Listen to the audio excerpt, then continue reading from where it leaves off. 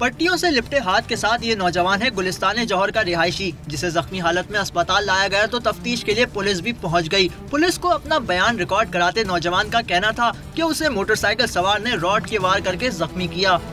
और आपने क्या देखा? और हेलमेट देखा बस, और इतना बड़ा कोई राड देखा है। राड देखा है? हाँ। तो आपने कोई इसका जो रजिस्ट्रेशन प्लेट है, जहाँ नंबर होता है मोटरसाइकिल का, वो देखा? वो ध्यान नहीं है। तो वहाँ आप क्या कर रहे थे? वहाँ से मैं आ रहा था। आप रहते कहाँ? ये काम में घर आ रहा था, मैं करता हूँ एयरपोर्ट में काम। तो उधर नज़दीक कोई और बंदा नहीं था? कोई भी नहीं था? तो फिर आपको जब ये लगा तो आपने क्या किया? मेरे पास वो बाइक बाइक पे था, मैं बाइक पे था, बाइक पे बस आ गया मैं। सूरत हाल उस वक्त दिलचस्प मोड़ में दाखिल हुई जब नौजवान ने साफियों के सामने दावा किया कि उस पर छुरी बरदार शख्स ने हमला किया। मैं आ रहा था रावे सिटी की साइड, इस साइड की साइड, और अंदर वाली साइड से, बैक साइड से। तो यहीं से आ रहा था, आगे धक्का आया, मैंने धक्के से मैंने स्लो की। अब मैंने धक्के स्लो दी तो वो पीछे, मैंने समझा कोई बाइक छीनने वाला है।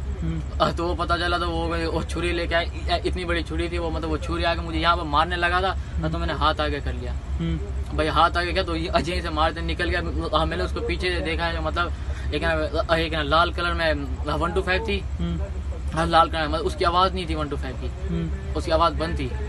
लाल कलर की 125 थी, एक नाम है काला हेलमेट पहना हुआ था। नौजवान के मुताजाद बयानात के बाद पुलिस मकमसे का शिकार हो गई। नौजवान पर हमला किसने किया और कैसे किया, मजीद तफ्तीश की जा रही है।